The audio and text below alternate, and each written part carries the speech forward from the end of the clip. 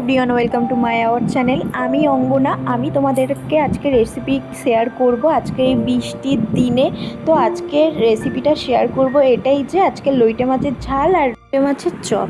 তো হ্যাঁ, প্রথমে আমি লইটে মাছটা ধুয়ে ভালো করে তো এটা নুন হলুদ দিয়ে মাখিয়ে নিয়েছি। তো মাখানোর পর আর এই লইটে মাছের ঝালের জন্য কয়েকটা সবজি কেটে নিয়েছি, পেঁয়াজ লঙ্কা টমেটো ধনেপাতা আর আলু। তো তারপর আমি ওইদিকে আদা রসুনটা পেস্ট করে নিয়েছি। তারপর আর একটা ম্যারিনেশন করব লইটে মাছের চপের জন্য। আদা রসুন গোলমরিচ গুঁড়ো লঙ্কা আর জিরে আর লেবু দিয়ে ভালো করে ম্যারিনেশন করে এক সাইডে রেখেছি। এইদিকে আর একটা করে নিচ্ছি, কড়াতে তেলটা দিয়ে ভালো করে লইটে মাছটা ভেজে নেব, লাল লাল করে ঝুড়ো ঝুড়োভাবে ভেজে নেব। তো হ্যাঁ, আজকের আমি একটু রান্নাটা একটু ইউনিক টাইপসে করছি। আর তোমাদের যদি ভালো লেগে থাকে লাইক কমেন্ট শেয়ার করতে কিন্তু একদমই ভুলবেন না। তারপর আমি এইদিকে লইটে মাছের চপ করার জন্য ব্যাটারটা তৈরি করে নেব। 4 চামচ ময়দা, 2 চামচ কর্নফ্লাওয়ার, গোলমরিচ, নুন, হালকা চিনি আর লাল লঙ্কা দিয়ে ভালো করে মিশিয়ে নেব। মেশানোর পর আমি একটু জল দিয়ে ভালো করে মেখে নেব গাইস। তো হ্যাঁ, বেশি আঁটো আঁটো করবো না, একটু ঝোলা ঝোলা ভাবটা রাখবে। তো আমি তোমাদের সেটা দেখাবো কিভাবে আমি মাখবো। তো যাই হোক গাইস, তো ওইদিকে আমি ঝালগুলো করব। তো তারপর আমি চপটা করার জন্য ভালো করে এটা ম্যারিনেশন কিছুক্ষণের জন্য রেখে দেবো। তারপর হ্যাঁ, বেকিং সোডা দিয়ে ভালো করে মিশিয়ে নেব। এই দেখো গাইস, আমি গোলমরিচ দিলাম, তারপর নুন, তারপর চিনি, সব 1 চামচ করে মশলাগুলো দেবে, বেশি মশলা দেবে না, তো তাতে ভালো লাগবে না। তো তারপর ফাইনালি আমার এইগুলো ভালো করে এইগুলো মশলাগুলো দেওয়ার পর ভালো করে নাড়াচাড়া করে নেবে। নেওয়ার পর কিছুক্ষণ বাদে একটু জলটা দিয়ে ভালো করে মিশিয়ে নেবে, যাতে সব চিনিটা যেন গলে যায়।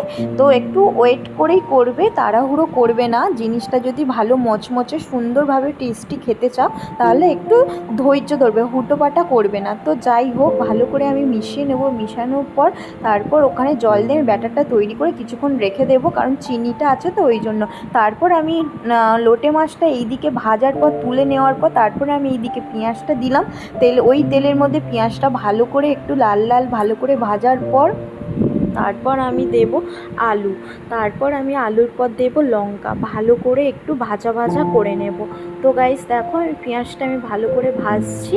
তো ভাজার পর আমি দেব আলু আর লঙ্কা, ভালো করে যখন ভাজা হয়ে যাবে তারপর কিছুক্ষণ বাদে আমি দেব টমেটো।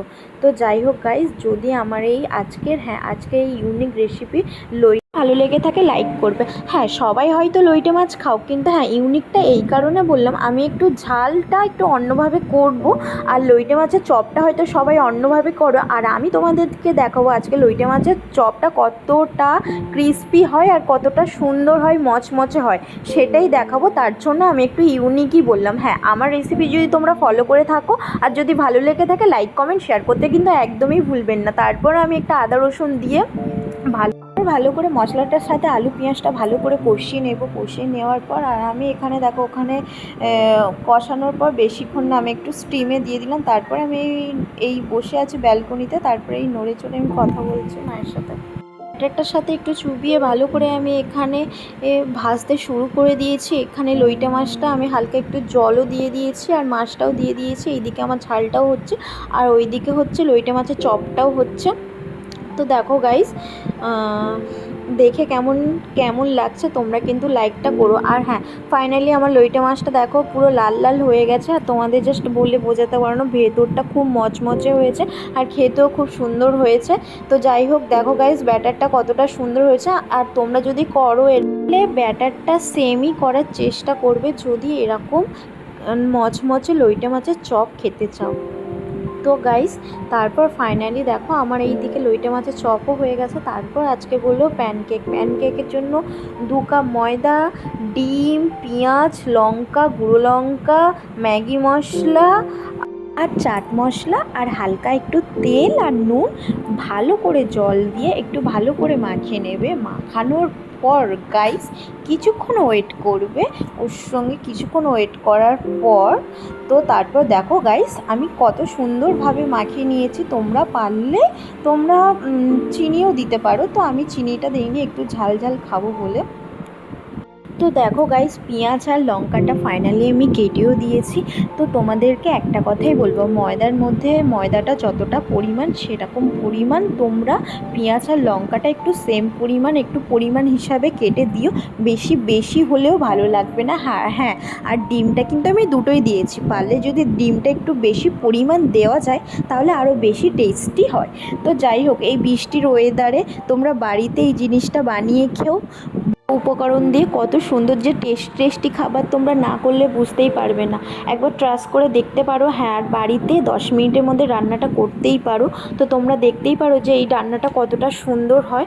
তো যাই হোক গাইস, আমি ভালো করে জল দিয়ে একটু মেখে নিলাম। মাখানোর পর দেখো গাইস, আমি কড়াইয়ের মধ্যে তেলটা দিয়ে দিয়েছি। দেওয়ার পর আর হ্যাঁ, এপিট ওপিট করে একটু ভালোভাবে হালকা আঁচের মধ্যে একটু ভালোভাবে লালচে লালচে করে আমি ভেজে নেব। যত লালচে করবে জিনিসটা খেতে আর টেস্টটা বেশি সুন্দর লাগবে।